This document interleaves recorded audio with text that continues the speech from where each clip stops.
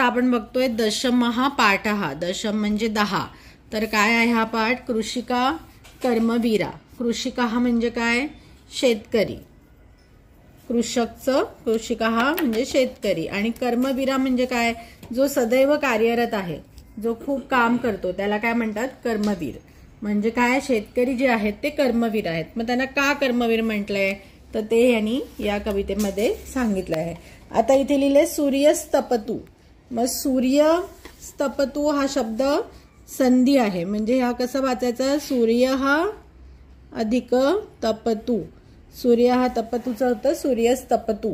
मेघा वा वर्षंतु विपुलम जलम.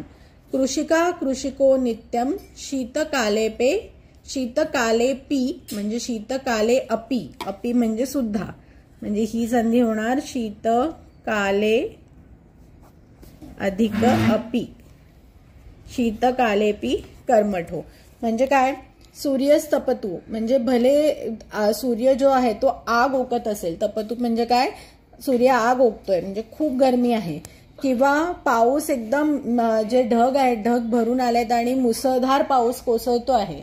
किंवा आता ह्याच्यानंतर हा शीतकालेपीचा अर्थ व्हायचा. किंवा भरपूर थंडी आहे कडाक्याची. म्हणजे काय?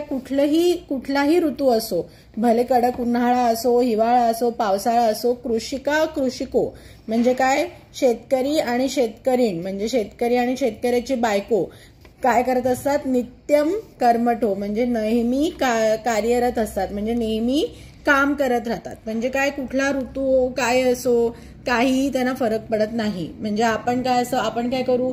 जर खूप गरमी असेल आपण अरे नको बाहेर गरमीत कसं जायचं. आपण जर गेले नाहीत शेतकरी जर गरमीमध्ये शेतामध्ये तर शेताची कामं होतील का? नाही. त्यांनी अन्न नाही उगवलं तर आपल्याला खायला मिळेल का? नाही. मुसळधार पाऊस असेल तर आपण छत्री घेऊन बसतो. ते लोक छत्री पकडून हातात शेताची कामं करू शकतात का? नाही. त्यांना पावसात भिजत कामं करायला लागतात. थंडीमध्ये भरपूर थंडी असते पण काही असलं तरी त्यांचं काम काही चुकत नाही. मग आता पुढे काय लिहिलं? ग्रीष्मे. ग्रीष्मे म्हणजे काय? ग्रीष्म ऋतू. मग ग्रीष्म ऋतू कधी असतो? मे महिन्याच्या सुमारास. म्हणजे भरपूर ग्रीष्मामध्ये काय असतं की भरपूर ऊन असतं. म्हणजे काय? ग्रीष्म म्हणजे खूप ऊन आहे. शरीरम स्वस्वेदम. स्वस्वेदम म्हणजे काय? पूर्ण उन्हाळ्यामध्ये काय होतं? सगळा घाम आलेला आहे. शीते कंपमयम सदा. थंडी आहे. थंडीमुळे काय? हुडहुडी भरली, कुडकुड भरली आहे. तरी पण म्हणजे काही असू दे तो काय करतो? हल आणि कुदार. हल म्हणजे काय? नांगर. म्हणजे काय? कडाक्याचं ऊन असेल आणि शरीर पूर्ण घामट झालं असेल किंवा खूप थंडी आहे आणि एकदम हुडहुडी भरली आहे तरी पण काय करतो शेतकरी? तो आपला नांगर. हल म्हणजे काय? नांगर. आणि कुदळ घेऊन तो आपला क्षेत्राणी म्हणजे शेत. करशती म्हणजे शेती करतच असतो. ओके. आता इथे पादयोर न म्हणजे काय? पादयो हो न असं आहे ते संधी. पादयो हो न. पादयोः न पादत्राणे शरीरे वसनानी नो. वसन म्हणजे काय? कपडे. म्हणजे काय? पायात त्याच्या चपला नसतात. म्हणजे अनवाणी तो चालतो. कधी कधी घालायला चांगले कपडे पण नसतात. म्हणजे उघड्या बंब शरीराने. निर्धनम जीवनम कष्टम सुखम दूरेही तिष्ठती. म्हणजे काय आहे? आपल्या भारत देशामध्ये जनरली शेतकरी जे आहेत ते गरीब असतात. का? कारण आपली शेती जी आहे अजूनही पावसावरती किंवा निसर्गाच्या लहरीवरती डिपेंडंट आहे. अजून आपण जसे बाहेरच्या देशातले शेतकरी आहेत, इस्रायल वगैरे छोटे छोटे देश आहेत, तर त्यांनी फार्मिंगचे बरेच नवीन उपक्रम शोधून काढून काय केले त्यांनी की कुठलेही ऋतू असो, पाऊस पडो न पडो, ते त्यांची शेती जी आहे ती प्रॉफिटेबल करतात. आता भारतामध्ये सुद्धा हळूहळू हे सगळं व्हायला लागलंय. शेतकऱ्यांना कळायला लागले की कसं कुठले पिकं घ्यायची, कशी घ्यायची. मग त्यांची पण परिस्थिती हळूहळू बदलायला लागले. पण ही बऱ्याच वर्षापासून हीच होती की तो बाबा शेतात राबतोय, सगळ्यांना जेवण देतोय, पण तोच स्वतःचं जीवन निर्धनम जीवनम कष्टम. म्हणजे काय? की गरिबी आहे, कष्टमय जीवन आहे आणि सुख दूरही तिष्ठती. म्हणजे काय? तिष्ठती म्हणजे उभे राहतात. म्हणजे सुख दूरच आहे त्याच्या जीवनापासून. ओके. पुढे काय? गृहम जीर्णम न वर्षासु वृष्टीम वारयितुम शमम. म्हणजे काय? घर त्याचं एवढं जीर्ण आहे की वर्षासु वृष्टी म्हणजे पावसाळ्यातली वृष्टी वारयितुम म्हणजे काय, रोखायला समर्थ नाहीये, पावसाळ्यातील वृष्टी रोखायला समर्थ नाही. याचा अर्थ काय की त्याचं घर इतकं जीर्ण आहे की छतामधून सगळं काय होतं, पावसाचं पाणी घरात टपकतं, बरोबर, त्याच्यामुळे पूर्ण घर ओलचिंब होतं. तथापि कर्मवीरत्वम कृषिकाणाम न नश्यती, म्हणजे म्हणून काय करतो आता तो हताश होतो का, तथापि की आता जरे माझं सगळं घर गळतंय, आता मी कसं जाऊ शेतामध्ये, पावसाळा तर मेन आहे शेतीचा हंगाम, तर त्याला तर गेलंच पाहिजे. त्याच्यामुळे काय, तथापि कर्मवीरत्वम कृषिकाणाम न नश्यती, म्हणजे काय की तरी सुद्धा जरी घर गळत असलं तरी पण त्याचं कर्मवीरत्व म्हणजे त्याचं तो शेतीचं काम करणं काही थांबवत नाही.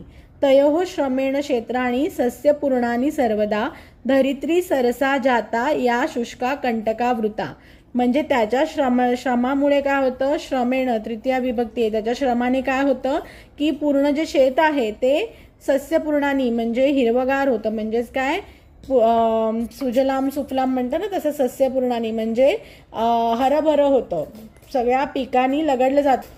मग अशी धरित्री पूर्ण म्हणजे पिकांनी लगडते, जी आधी कशी होती, शुष्क कंटकावृत्ता, म्हणजे जी जमीन आधी बंजर होती किंवा कोरडी होती, सगळी काटेरी झाडं होती त्याच्यावरती, ती आता शेतकऱ्याच्या अविरत श्रमामुळे काय झाली आहे, हिरवीगार झाली आहे, तिथे भरपूर सारी पिके आली आहेत.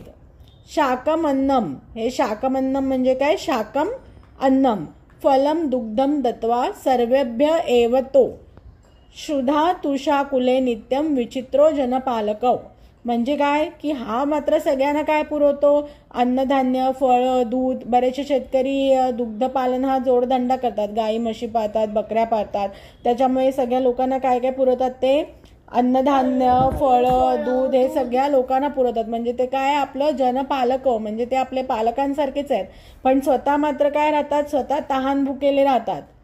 असे हे अनोखे म्हणजे असे हे अतिशय अद्भुत असे आपले जनपालक आहेत. ओके, असं हे किती शेतकरी खूप मेहनत करून आपल्याला कसं अन्नधान्य देतात ह्याच्यावरती ही कविता सांगितली आहे, कृषिकः कर्मवीरः.